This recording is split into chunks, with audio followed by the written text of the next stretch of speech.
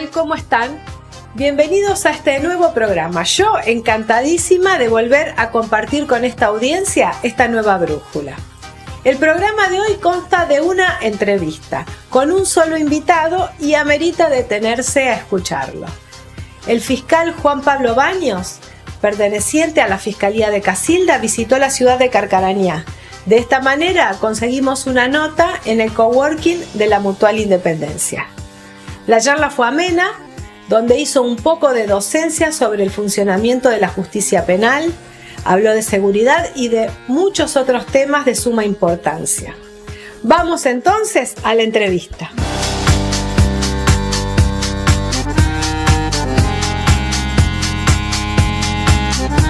¿Qué tal? ¿Cómo está? ¿Qué tal? Buenas tardes, ¿cómo le va?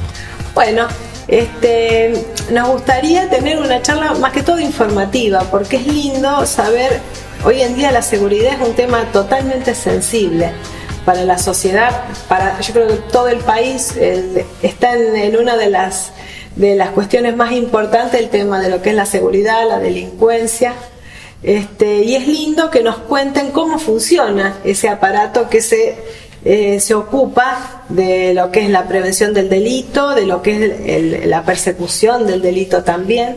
Así que bueno, un poco contarnos cómo está armada digamos este circuito que se refiere a esto. Bueno, yo soy uno de los fiscales de la Unidad Fiscal de Casilda. Nosotros a partir del año pasado ya tenemos a nuestro cargo la investigación de los hechos que ocurren en esta ciudad de Carcarañá. También nuestro ámbito de actuación, el departamento casero fundamentalmente, con cabecera en Casilda. Tenemos las localidades de Arequito, San José de la Esquina, Arteaga, Los Molinos, también otras localidades del departamento de San Lorenzo como Fuentes, como Coronel Arnold y Villa Mugueta. Bien, nosotros nos encargamos de, como fiscales, estamos a cargo de la dirección de la investigación de los hechos que ocurren, que presumiblemente serían delitos. En principio, la cuestión de prevención y seguridad está a cargo de la policía. Nosotros actuamos cuando el delito ya fue consumado, o lo que se llama tentado, que es decir, cuando un comienzo de ejecución de un delito y por alguna cuestión no se llevó a consumar. Por ejemplo, cuando alguien intenta robar, por ejemplo, un celular y lo prenden en el lugar, ya sea la víctima o la policía, bueno, eso es un hecho que se tentó. Nosotros actuamos a partir de ahí. Bien, nosotros como director de la investigación tenemos a cargo personas en la Fiscalía que trabajan con nosotros, y también trabaja con nosotros para esta investigación fundamentalmente la policía. Tenemos la policía de investigaciones, la policía científica, que se llama División Científica Forense actualmente. Ellos se encargan lo que hacen levantamiento de rastros de huellas en el lugar, lo que vemos comúnmente como huellas digitales, o en accidentes, en siniestros viales pueden ver los restos de los vehículos cuando chocan. Toman las muestras, por ejemplo, toman las muestras de sangre que pueden levantar en un lugar. Ellos hacen toda la parte investigativa. Y por supuesto que también está la comisaría del lugar, que hace la tarea de prevención, pero también hacen, generalmente, por ejemplo, participan a través de la toma de denuncia y a veces toman algunas entrevistas. Ese es todo el equipo de trabajo de la Fiscalía. También, obviamente, también trabaja médico forense, comisaría de la mujer. ¿Qué pasa con, a veces, digamos, uno trato de trasladar un poco en lo que es la idea, lo que es la creencia popular, uno decir, ¿qué hago cuando necesito esa inmediatez? O sea, la Fiscalía está en Casilda, la decisión la tiene que tomar el director de la investigación, que es el fiscal, y a lo mejor ese delito no es flagrante, pero yo sé que me puede haber robado esta persona y el policía lo puede haber visto. ¿Cómo se hace para que se pueda llegar de forma lo más inmediata posible? Bueno, en principio las personas que creen que han sufrido un delito pueden hacer la denuncia, ya sea en la comisaría del lugar. En Carcarañá hay un centro territorial de denuncia, como hay también en Casilda y hay en Rosario, entre las localidades, y también puede hacerlo a través de la página web de la Fiscalía Regional, o sea, del Ministerio Público de Acusación. Hay un enlace donde se puede hacer denuncia. Dependerá de la gravedad, dependerá de la urgencia, cuál es el medio elegido, pero cualquiera de los tres es viable. Cualquiera de esos tres tipos de denuncias van a llegar a la Fiscalía y obviamente se van a ir trabajando una a una en la medida de las posibilidades y la herramienta que tenemos en base a la información que brinda la persona que denunció. Hay veces que puede aportar quién sería la persona porque lo conoce, que podría haber sustraído algo. Hay veces que puede aportar, por ejemplo, un número de teléfono, una ubicación. Todo eso se trabaja en la Fiscalía. Obviamente, las personas lo que pueden hacer es acercarse a la Fiscalía, llamar por teléfono, consultar, que para nosotros es importante porque tenemos que tener información. Muchas veces lo que nos ocurre es que la información que yo digo que está en la calle no está volcada en nuestro legajo penal. Y nosotros lo que tenemos que lograr es que esa información que tiene la persona, que yo dije, entre comillas, que está en la calle, pueda ser volcada en la investigación. ¿Para qué? Para que podamos investigar y el día de mañana ser llevada ante un juez. ¿Y cómo tiene que hacer una persona, la víctima de un delito? Vamos a suponer a mí me sucede algo, desconfío de tales personas o alguien me dio algún dato. ¿Cómo puedo hacer para que llegue? Tengo que constatar bien lo que dice en la denuncia policial, asegurarme que todo eso esté escrito en la denuncia policial para que pueda llegar esa información a la Fiscalía. Sí, por supuesto. Antes de firmar alguna denuncia, la persona tiene que leer lo que va a firmar, tratar de que no olvidarse que a veces también la persona que toma la denuncia se le puede pasar que no tome alguna información. Porque están copiando, escribiendo al mismo tiempo que escuchando. Es toda una técnica eso. Pero es importante que antes de firmar y ya entregar la denuncia, que verifique la información que brindó, que esté completa, para que nos pueda servir para la investigación. Claro.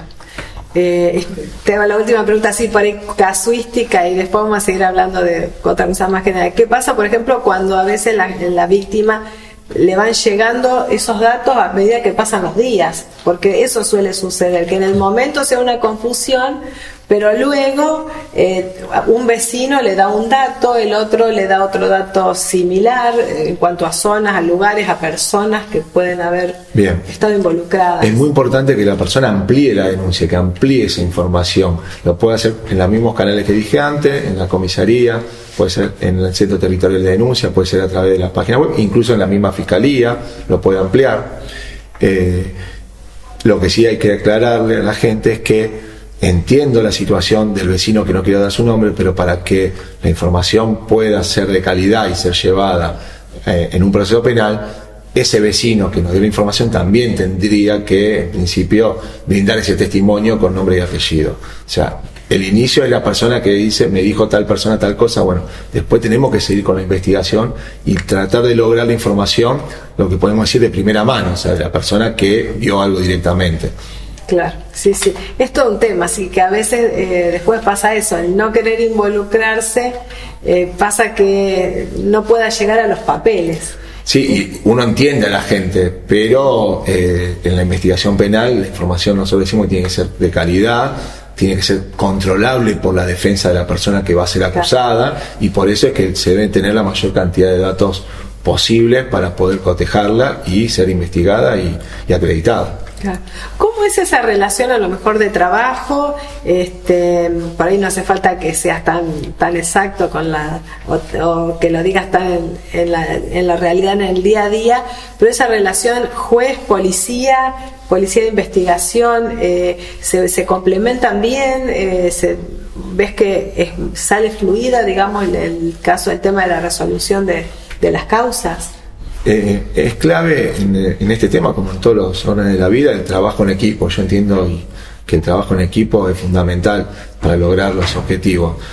Si bien el fiscal es el director de la investigación, tiene un equipo de trabajo trabajando al lado para poder lograr, en este caso, el esclarecimiento de un hecho y llevar el caso a un juicio oral. ¿Por qué es fundamental el trabajo en equipo? Porque tenemos la comisaría, que es el inicio, a lo mejor, que recibe una denuncia.